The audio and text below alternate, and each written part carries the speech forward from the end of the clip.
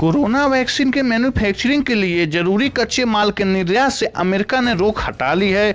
इसके अलावा अपने पड़ोसी और साझेदार देशों की उस लिस्ट में भारत को भी अहम स्थान दिया है, जिन्हें वह कोरोना की वैक्सीन सप्लाई करने वाला है। अमेरिकी राष्ट्रपति जो बाइडेन ने ग्लोबल एलोकेशन प्लान लॉन्च किया। इस अभियान के तहत अमेरिका की ओर से दुनिया के कई देशों को कोरोना टीकों की 25 मिलियन डोज सप्लाई की जानी है। इसका बड़ा हिस्सा भारत को भी मिलने वाला है।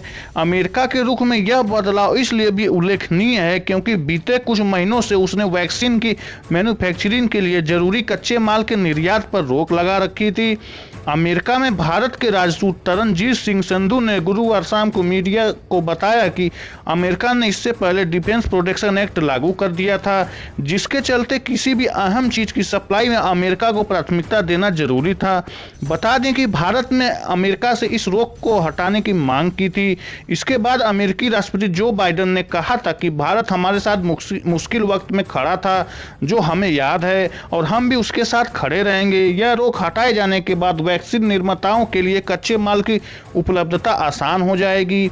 अमेरिका के इस कदम के बाद वैक्सीन सप्लाई सुगम हो जाएगी। तरनजीत संधू ने बताया कि अमेरिका के वैश्विक आवंटन प्लान से भारत को फायदा होगा। अमेरिका के इस प्लान के तहत भारत को बड़ी संख्या में वैक्सीन मिल सकती है। अमेरिका भारत सहित महामारी से प्रभावित सबसे कमजोर देशों की जरूरतों को पूरा करने के लिए वैश्विक स्तर पर 2.5 करोड़ वैक्सीन डोज की पहली किस्त बांटने के लिए तैयार है।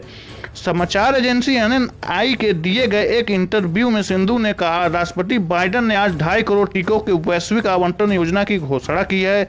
अमेरिका द्वारा पहले घोषणा किए गए 8 करोड़ टीकों में से दी जा रही है पहली किस्त है। टीकों का बंटवारा 2 श्रेणियों में किया जाएगा। पहला कोवैक्स के जरिए, दूसरा सीधे पड़ोसी और सहयोगी देशों को। पीएम मोदी और कमला हैरिस के बातचीत गुरुवार शाम को हुई थी। प्रधानमंत्री ने भारत को वैक्सीन आपूर्ति के लिए आश्वासन के लिए वाइस प्रेसिडेंट कमला हैरिस को धन्यवाद किया। प्रधानमंत्री ने अमेरिकी सरकार, उद्योग, कांग्रेस और प्रवासी भारतीयों के समर्थन में एकजुटता की सराहना भी की। उन्होंने आगे कहा कि हैरिस और पीएम मोदी ने टीकों में भारत अमेरिका साझेदारी को मजबूत करने के लिए प्रयासों के बारे में बात की और वैश्विक स्वास्थ्य और आर्थिक सुधार के अन्य क्षेत्रों में स्वास्थ्य देखभाल सहित आगे की क्वाड पहल पर भी चर्चा की। वैश्विक स्वास्थ्य स्थिति सामान्य होने के बाद तुरंत बाद पीएम मोदी ने कमला हैरिस को भारत आने का न्योता भी दिया।